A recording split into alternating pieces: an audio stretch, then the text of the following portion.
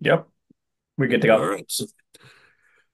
Uh, Thank you everyone for joining us this evening. This is the pre-competition webinar for long distance running at our Fall Sports Fest up at Mount St. Mary's University. This first slide is just, you might have seen it during our pre-season webinars and others, just again promoting the car donation program. If you know anyone who has a car that they're looking to donate or get rid of or whatever, here's the information that you can go to so that Special Olympics can be a receiver, if you will, of the proceeds of that donation through this program. So it has our VP of Donor Relations email there that you can contact her with any questions or ideas you may have. And then also it's on our website with the choose or give vehicle donation opportunity there on our website. So, as you saw, this webinar is being recorded, so we will post this along with the slides and the link to the recording on our coaches resource page. And we'll go ahead and get started. I'll turn it over to Monty for the one or two slides, and then I'll jump back in and we'll go back and forth. Hello, hello, good evening, all. I'm Mani Vidala. I'm one of the new sports directors on staff, and I am the staff lead for LDR and Powerlifting at the Fall Sports Fest. I would like to thank you all for taking your time out on a Monday evening. I'm I'm really appreciative of all your time and efforts for our athletes. And with us, we have Ron Freeman, the venue director of LDR. We're really happy to have him back this year and excited. And then Steve Bennett, the Senior Director of Sports and Competition. And we did not have Mike Sonaski as he has other commitments. Diving down into the agenda, we just did welcome introductions. We'll dive deep into the overall event information, then talk a little bit about the schedule, the entries, and then discuss about the venue and course layout. Then proceed with the miscellaneous stuff we have for you guys to know, and then end up with question and answers. But it'll also be continuously monitoring the chat. So if you do have any questions, please do let us know, and we're more than happy to answer. Good deal. So, the overall event schedule, this is the overall, one or two slides later, Monty will get into the specifics for long distance running, but at the Mount, as we've done in the past, the registration where coaches will come in, get their packets, check in, report any scratches in the morning. Will be in that main hallway in the floor level or ground level, if you will, of the Knott Arena where the opening ceremony takes place. We have the representatives who have been selected for the opening ceremony to bring in the banners, report at 8:30. The opening ceremony will kick off around 9 o'clock. Then immediately afterwards, you as coaches will head down to the pavilion where you guys have your awards and lunch distribution and thing right after the conclusion of opening ceremony to have a brief coaches meeting, get everyone ready for the day, and get out on the course. And the competition will begin shortly thereafter. You see here the end of competition is for the entire Fall Sports Fest, give or take about 4 p.m. But in the next slide, you will see long distance runnings anticipated, the typical time in years past, around 1:32, something like that. And again, after each division of long distance running, the awards will be presented there at the pavilion. Some general information here. Lunches, as we've done in the past, they'll be, as I mentioned, distributed there in the pavilion to the coaches of each delegation. We won't be sending out individual lunches. They'll be based on the orders that you guys submitted for your teams. Once they're available, you'll be notified to come get the lunches and then consume those in the pavilion or right there in about that general area. Families and spectators. We're looking at the possibility, as we did, I believe it was last year, the host county, Frederick County Special Olympics, was able to get food handling permits and business permits, et cetera, for sales of some concessions there. That hasn't been 100% confirmed yet. That possibility does exist, but we want to make sure that if that doesn't come through, that family members, other spectators, members that aren't part of your delegation but are coming as supporters, spectators, family members, etc., at this time, be prepared to supply their own lunches and their own meals, etc. Then going into the tentative schedule, this is almost finalized, but in case of any changes, we will communicate with the coaches. We have the delegation check-in opening at 8 a.m. and that's also when the course officials and race officials will go around the course for one last inspection and make sure it is safe to run. Then until 9:45, we'll have the opening ceremony, the Knott Arena, right across our running field. And then we anticipate about 9:55 is when we'll have the coaches walk over from the opening ceremony to the pavilion for the coaches meeting. We'll also be doing final reminders before the coaches meeting starts. Then 10 a.m. is when the staging for 5 kilometers start.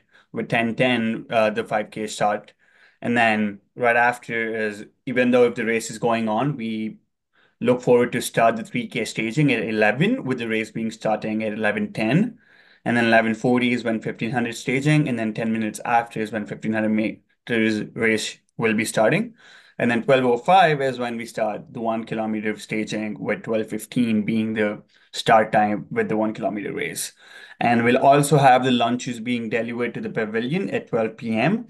And the coaches and the representatives of the delegation members could come and submit the meal tickets and take the lunches for all the delegation members. And with the last race, we, as Steve said earlier, in the past, we had the last race end by 1:30, and that's when we anticipate to close the venue as well. And the events and entries, today was the last day of the competition registration. And these are the entries we have for each event. Excuse me. For 1 kilometer, we have four entries, with one from Montgomery and three from Washington. And for 1K unified, we have three teams participating this year. We anticipate about 20 to 25 minutes for that, with two teams from Montgomery and one team from Washington. And for 1500 meters traditional, we have eight entries, with three from Howard, one from Washington, and four from Montgomery. And for 1500 unified, we have one team. We anticipate anywhere from 23 to 25 minutes for that. That's one team from Howard County. And then 3 kilometer traditional with nine entries, out of which five from Howard, three from Montgomery, and one from Washington. And then the last phase, 5 kilometer, 12 entries with eight from Howard, two from Montgomery, two from Washington. And as always, these three are participating counties.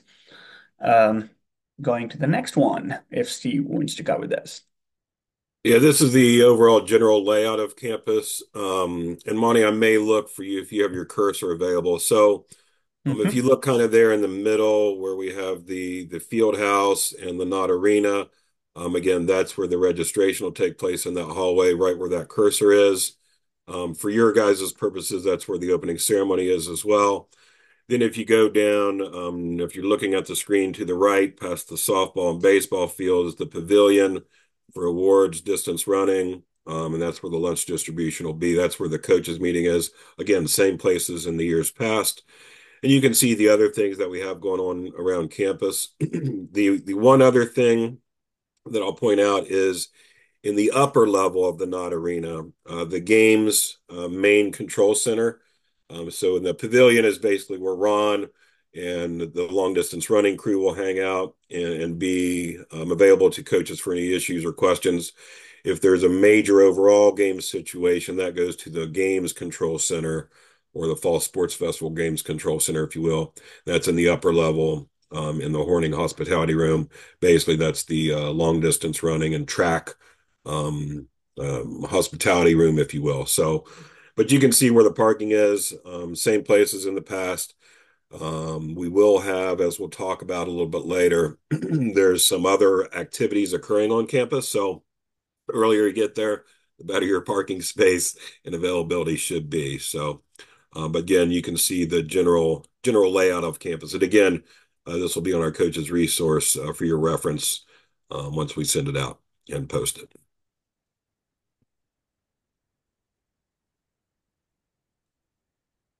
And And then, I'll say one or two things here, Monty, and then mhm. I'll hand it over to you. So, as I mentioned, there's other activities going on campus.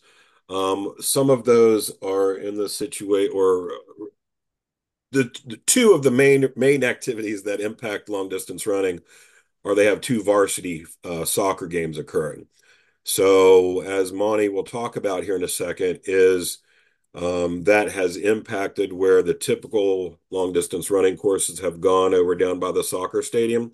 So with that influx of people traffic, as well as vehicular traffic, Ron, Monty, Mike, Sarnowski, and others have looked at the course and are doing some rearranging so that that doesn't impact us as much as it would otherwise. So with that being said, I will turn it back over to Monty and Ron for any comments as we go through the next slide, knowing that these are still in development. We are having a site visit on October 12th at Mount St. Mary's University to finalize these, but this is kind of our preliminary diagrams of the courses that you'll see in the next couple of slides.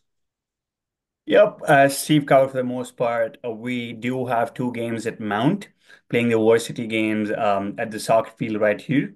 So as in years past, as we've run around the stadium and then went right across the track and field, we cannot be doing that because of parking and vehicular traffic. So currently the staff and Ron as well, we're exploring other options. And again, we will be going out to a course visit this 12th of October on Saturday morning. And we plan to go all around the course, see the soft target points and check what can be done and what cannot be done. And then as soon as we have a finalized map, I will communicate with all the coaches and delegation members. But as of now, this is what we have for 2.5 kilometers.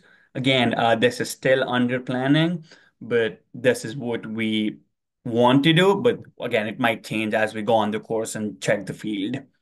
But I said the 4 p.m. game, we expect it not to be a problem because we'll be done by 1:30 as in the years past. But the 12 p.m. game is where we're trying to tackle with the vehicular traffic and parking.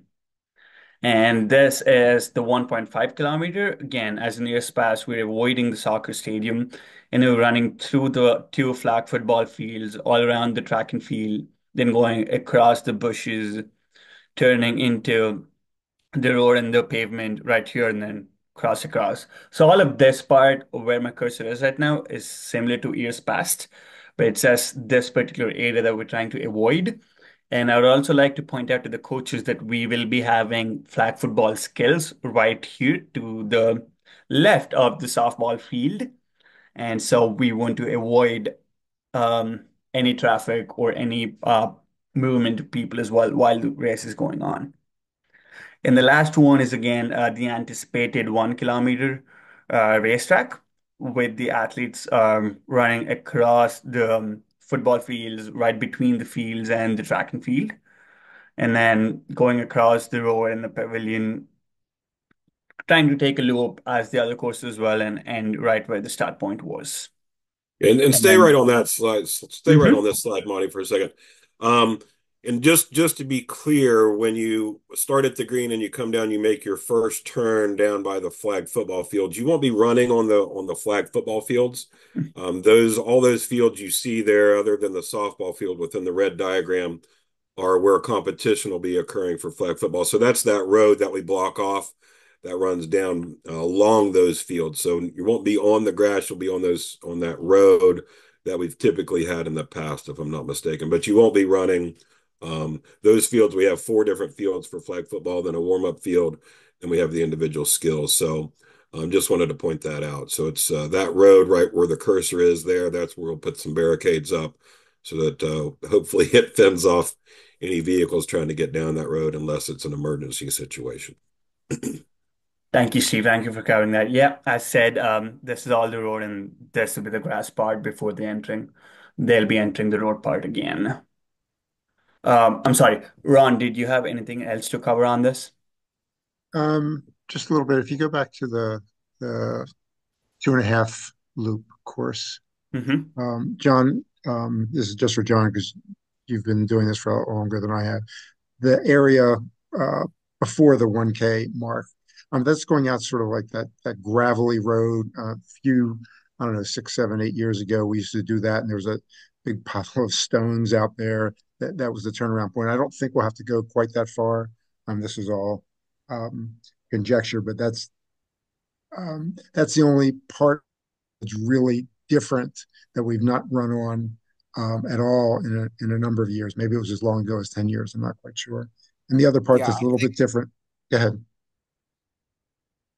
Yeah, John. I think previously we ran clear out to where you see that the trees, because that road goes way on out there. It And we does. actually ran out through the trees some. Yeah, Yeah. Manny, if you move the cursor to, well, put it back where you had it at the, nope, keep right, okay, right there. Now go to the right onto that gravel road. It used to continue further out, and there was a turnaround way out there Yeah. I don't think previously. we'll need to go that far. Okay, now what about the mud situation around the duck pond? We won't We know will, that until we get we won't there. know that till Saturday. I'm not sure what the rain situation's been out there in Emmitsburg. You might have a better feel for that than we do since you live a little bit closer. Well, We'll investigate that. And if we have to make modifications, like, I don't know, 3 or 4 years ago, we did half a loop because of a tree down, right. halfway around the lake. We'll fix that. The other modification is coming out onto the road. I think we need to go a little bit further up on the road before we do the turnaround for basically all the two longer, the 1.5 and the 2.5 distance, just to make up the distance that we're missing around the soccer stadium. We'll see. We're going to go out there on Saturday morning. John, I know you were invited. I'm not sure if you're going to be able to Yes, come. I plan on coming. Now, if you would like an athlete's viewpoint, I can bring Lee with me. It's up to you. Love to have his input if he wants to come. Okay. Um, All right. Could we go to the 1K course, please? You got it. All right. If you go to the edge of left field on the softball field.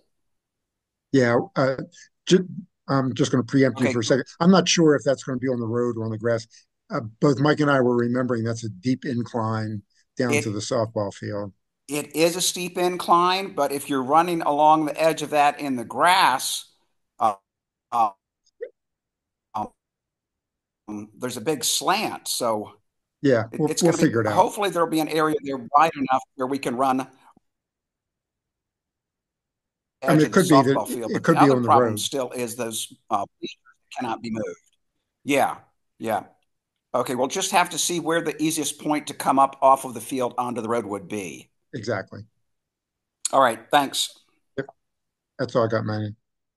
Thank you. Thank you. And then going into the courses and competition. As we all know, all courses will be on varied surfaces, majorly being a mix of both grass and gravel. And we're yet to determine the exact pad, but if there are any danger locations or something that has to be extra caution, we will communicate with the coaches. Courses will be marked by orange traffic cones and a proper signage or directional arrows will be placed where needed. We'll also be having enough course marshals all across the course to help the athletes with the directions. And each race, as we've done in the past, will begin with a mass start, be it for 3K, 5K, or any of the races as well. And every race will begin immediately following the conclusion of the previous race. That's the reason we want to start staging much before, and as soon as the last athlete from the prior race is done with their race, we want the next race to be staged on the start line. Again, leading that, if everyone is ready to go, we may start earlier, but again, this is only for ahead of the schedule throughout the event. Question for Steve. There's going to be porta pots down there, so people don't have to go back to not pavilion if they have to go to the bathroom.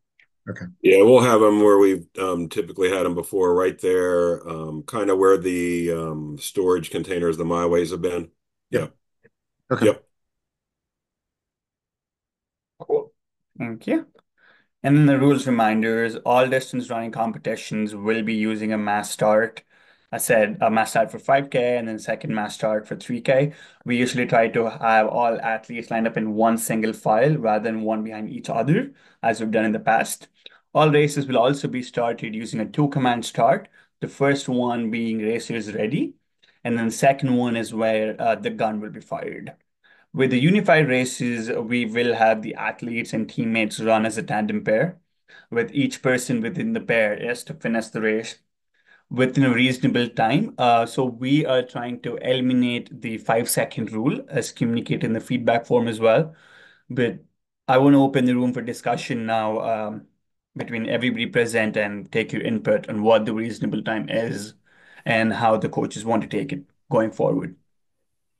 And we can follow up with some of the other coaches as well. But One of the things, John, for your information, we've talked about, the elimination of the 5 second rule that everyone needs to finish within 5 seconds. Talking with Ron, Monty, Mike Larnowski, myself, and others is, do we want to put a limitation on, they must finish within 20 seconds of each other. They must finish within 30 seconds of each other. They don't need to finish within a given time of each other. So just looking for feedback. Again, I wouldn't necessarily do this with a sport that has 80 coaches. But wanted to see what your thoughts were. Ron had maybe suggested it doesn't really matter as long as they typically run together anyway. But is there a reason why we want to put a limitation with a little flexibility of a 20-second finish with each other, or just getting some thoughts as we move through the season and prepare for the competition?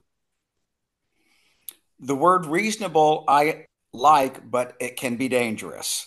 Yeah, 100%. Hmm. Um, but the 5 second, that was too close a time to have to run in. Yep. So I'm glad to see that we are eliminating the 5 second, and I I think most coaches, except for maybe the one from Washington County, can be reasonable. I would second that opinion. Um, so yeah, I mean, do you have any guidelines? Do you want to put a limitation? Do you want to leave it just open, and knowing that the intent is that people typically run together, and once you make that final turn, hey, go for it, or do we want to leave it as open from your perspective? I think leave it open, um, because if they're a team, then they're not going to be a half a kilometer apart. I mean, they're not even going to be a minute apart if they're running as a team, most likely. Right. Okay. No, I think we'll take that, and I think that kind of goes with what Ron you were thinking as well, correct? Is don't put a limitation on it and just leave it open. Yeah, John, what I was thinking, if they both start the race, they both finish the race, and as long as the person who finishes first doesn't go back and coach his teammate, I'm fine with it. I mean, otherwise, you put a number on it, then what do you do when you see these two numbers that are 22 seconds apart? Do you DQ the team? I don't know. I feel they're going to run together anyway. I agree. And are you going to put that stipulation that once the lead runner crosses the finish line, they cannot go back to be with their partner? Um, I don't know. I mean, only because we're so close to the competition. I don't know that we need to, put it out there as a rule. We just keep them, once you finish the race, you stay there. I don't know. Okay. Well, the whole purpose of unified, the Right. partner is coaching throughout the whole thing, and in some cases. Absolutely. Absolutely. But I don't know, maybe just don't do anything and see how I mean, there's not that many teams, there's not many unified racers going out there. Everybody in the past, when I've been out there, um, runs the race in the spirit of the way it was intended when we added this event. Um, I'm half inclined to say, just take out the rule, see how it shakes out, and adjust it next year if we have to. Yeah. I think that's a good idea. Let's run it and see how it goes, and then we can modify from there for. Yep. Sounds good. Okay. Thank you guys for that input there. I also did make a note of it. Again, thank you for the input. As followed, a combined time of both the athlete and teammate will be recorded as the official time. And just a reminder there that pairs may touch and hold hands for support, where however we do not allow pulling, carrying, or any other action that is deemed unsafe. And this will also result in disqualification of the team. The other attire reminders that I want to remind the coaches are about their athletic shorts or pants that can be worn, but no khakis or denim or cut off shorts. And during competition, competitors may not wear any medals, ribbons, or badges that are deemed harmful for other racers and the racers themselves. We also do not allow any headphones, but we do have exceptions that we have made in the past, and also like to do this year if we do get any about the medical alert bracelets or in necklaces or just flat rings that can be allowed upon the official's discretion. Competitors in all LDR events can wear a wristwatch or any other personal timing device, but again, this is also at the official's discretion. Competitors cannot wear any clothing with advertising or personal branding during the competition or during the awards time. So we request the athletes to be in the competition attire during after the race, even when the awards are being done. Shoes, if the athlete is putting on, should be appropriate at all times for the athletic competition, and we did not allow any work boots or open-toed shoes or any Crocs during the competition. And the staging, we will have the check-in with the race clerk at the stated time for each race. And staging will also be at the general line right next to the pavilion to the starting line.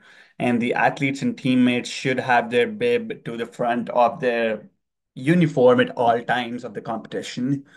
They should also arrive at staging ready to race, and we request them to be ready with any hydration or use of restrooms being done before they come to the staging area.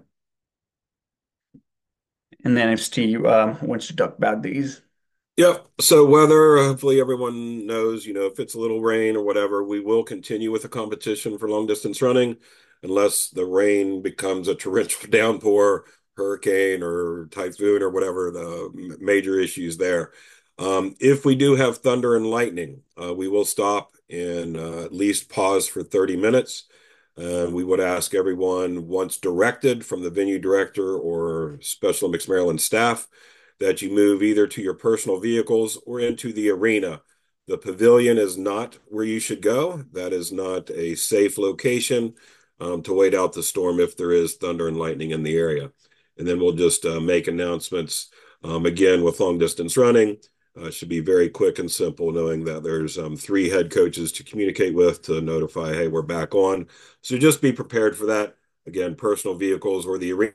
You go to the arena, we can make an announcement over the general PA system in there, and you'll also be able to see some powerlifting competition, can be very exciting. So if that does happen before or during lunch, we would ask you, if it happens before lunch, we will make preparations to move lunch distribution most likely into the arena, along with the powerlifting lunch distribution. If it occurs right after lunches have been distributed to you guys as coaches, make sure you do take your lunches with you while we wait out the weather conditions.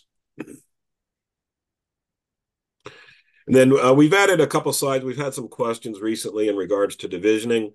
Most people are familiar with this, but just to make just some generalizations and let you know how divisioning is done is basically with individual sports, such as long distance running, as an example, there's a 15% guideline. It's not a rule. It's a baseline tool to be utilized as far as creating divisions where the athletes have an equitable or a good competition experience.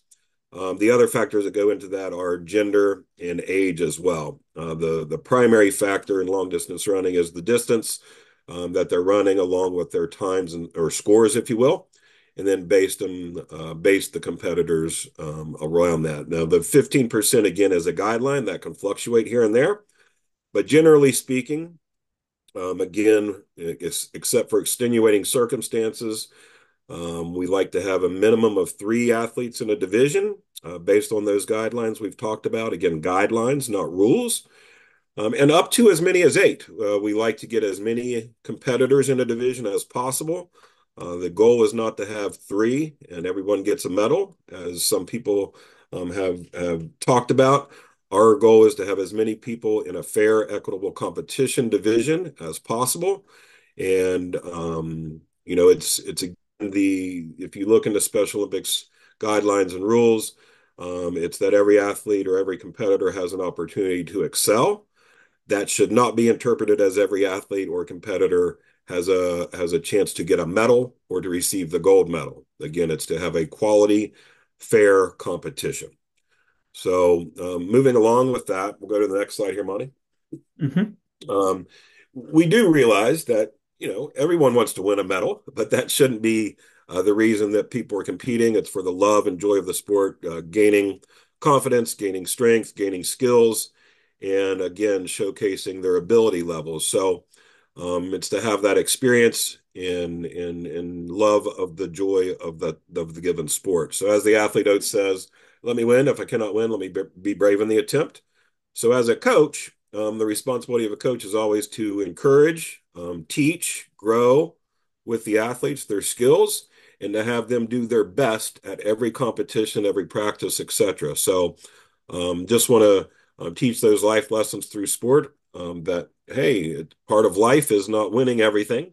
So as you're a coach, that's one of your responsibilities as a coach is not only to train in the sport, but also prepare athletes and competitors for winning in a sportsmanlike conduct, and also maybe not coming in first, second, or third, and also having that sportsmanship, regardless of the result, as long as they've done their best. That's all anybody could ask. And some miscellaneous information here regarding competition and other things. Protests, if there are any protests that you as a coach, as a head coach, would like to file, and in the sport of athletics or track and field with LGR falls under, the competitor or the partner for that matter can also file the protest. If there's any questions, the head coach can give direction and help them.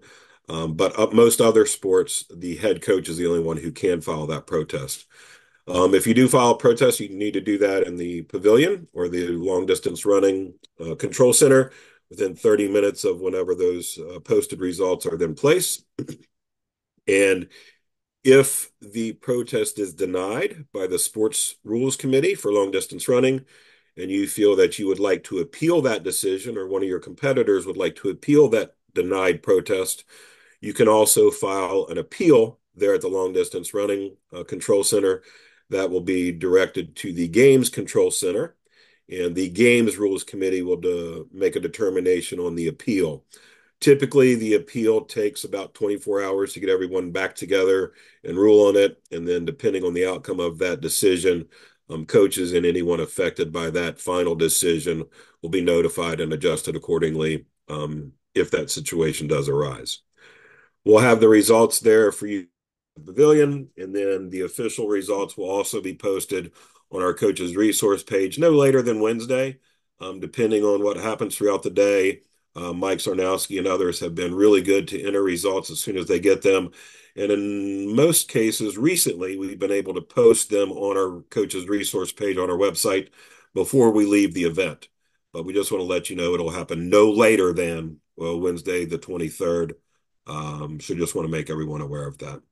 The other thing we always ask is for feedback from you as coaches, family members who are attending the event, our athletes, our unified teammates, your sport volunteers, assistant coaches, our management team members, our volunteers. We want feedback from everybody. The more feedback we receive, the better we can be next year. So this is the evaluation survey link. Again, that'll be provided, and once the event concludes, we'll send this out. And again, as a reminder, but please, coaches, share that link with all your athletes, competitors, assistant coaches, family members, anybody who was there at the event. We want their feedback. We want the positive. We want the suggestions for things that they would like to see changed. We want all feedback so that we can make a reasonable decision and continue to improve on what we provide to all attendees at any of our events. I can't underestimate or can't overemphasize the importance of receiving that feedback. If we only have one or two, it's really not a good judge. So we really look to you as coaches to drive that and have everybody within your delegation make sure that they do complete that evaluation form. I will say this: don't send it out yet.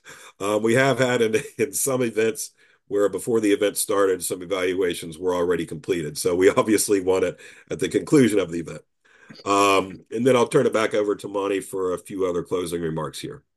Sure thing. Thank you there. For the water bottle distribution, we will have one single water station filled up with water bottles provided in the start and the finish area. And the 3K and 5K races will also have water stations available to runners as they cross the transition area near to the start and finish area. We'll have the course marshals also lined up there for water. And then if you have any other questions with LDR or any other Fall Fest sports, this is the contact information. Please note that some of us are new here, so we do have sports that we didn't have in the past or this change in the staff. So I will be the head for LDR and powerlifting with Julie Klein, spearheading cycling for Fall Fest, and then Melissa Anger doing flag football, and then Jacob Novick leading tennis and soccer. And again, with this, I would like to open the room for questions. As again, thank you so very much for taking time out on a Monday evening and try to attend the pre-competition webinar. And if you do have any questions leading to the tournament, please do let me know, and then we'll do our best to answer them. Again, thank you. And Monty, if you want to go back to the slide there with the sports director's information, Uh-huh. we did put soccer on this slide as well, although it's not conducted at Fall Sports Fest. It's the following weekend in Salisbury, so it's kind of the fall season, if you will. Similarly, cycling will not be conducted at this Fall Sports Fest. It'll be a couple weeks down the road, as we've had some venue changes there with the cycling coaches have been made aware and will be made aware of those situations with the cycling change as well. So.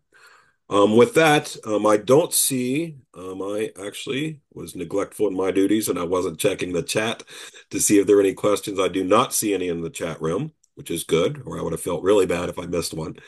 Um, but I think we'll just open it up. Ron, first, any remarks or anything you'd like to add from the presentation this evening? No, Monty did a very nice job. I don't have anything specific yet to add other than, when you see the slides and you look at these layouts, keep in mind they may be slightly different, totally different, or not different at all when it comes to the race. So please bring your runners over as early as you can on the day of the event so you can walk the course, so they know what they're looking for, and touch base with Monty. I don't know. Are they going to paint the lines on the course again? Yeah, Correct. we've Yeah. Doug White will be painting them. We're not sure what the colors will be, but Doug White from the Mount St. Mary's University is intending to paint the course for us again this year once we define the Yep. final course layouts. And Sue, just so you know, I think you joined a little bit after we were talking about there's two varsity soccer games occurring the day at the Mount, one at noon, the other one at 4, which shouldn't impact us, but the one at noon will. And so we're looking at redesigning the courses that have typically gone down through the soccer stadium or around the soccer stadium to avoid the potential issue there with patrons going to and from the soccer games, as well as vehicular traffic and things of that nature. So Ron and the team are going up on the 12th to look at designing new course layouts, which you'll see in the slide deck once we send them out to you. But just an FYI, that's what we're talking about here. The other thing I wanted to mention, Usually the Steve. shorter distances anyway.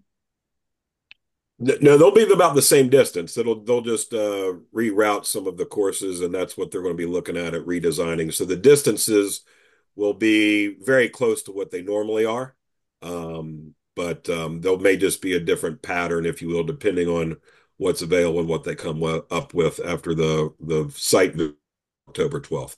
Oh, got it. Yeah, no, I was thinking the later races are the shorter visits, but I guess you Do we have start a with what? the Yeah. longer and come in on distance? It helps with our volunteers come closer in to the control area as the day goes on. They can be dragging the cones with them, which is the other point I was going to make. We didn't quite have it in the slides. Our goal or the plan is to have the big traffic cones marking the course. Whether they line the course with either paint or chalk, whatever they do, um, that's helpful. But it's also not as obvious to the runners, especially if it's sunny. Uh, the glare on the grass. But the goal is to always have the next cone in sight for the athletes as they're running the race. So they can always see the next spot that they're running to. Um, anyway, there you go. Yep. Thank you, Ron. I'm not hearing any further questions. Again, take a look at the slides. Again, when we post them on the coach's resource page, hopefully Monty will be able to have those up tomorrow, along with the link to the presentation from this evening. You can share those with your other delegation members, family members, whatever. Although this is designed for coaches, the coaches resource page is open to the general public. So we thank you for everything you've done for the season, and many of you with multiple hats, family members, management team members from your area program, etc. We thank you for all your efforts in preparing the competitors for this event and everything else you do for the benefit of the athletes and competitors and Special Olympics as a whole. So with that, we thank you for the time this evening. If anything does come up, you have Monty's contact information. Reach out to him. He can work with Ron if there's any questions that arise leading up to the event. So with that being said, I think we're going to give you back about 20 or 19 minutes of your evening. But again, thank you so much for everything you do, and we'll look forward to communicating with any final changes or updates on the courses once those get figured out. And thanks for everything. Have a good evening. Thanks. Everything that Steve said for me as well. Thank Nice you. job. Nice job, Monty, for what I heard. Oh, I know thank you. I you're appreciate you're a it. newbie at this. Yeah. Yeah, Yeah. yeah, Still learning things. yeah. Yeah. All right, go ahead and Great. shut the recording down and we'll be good to go. Okay. Thanks again, Bye.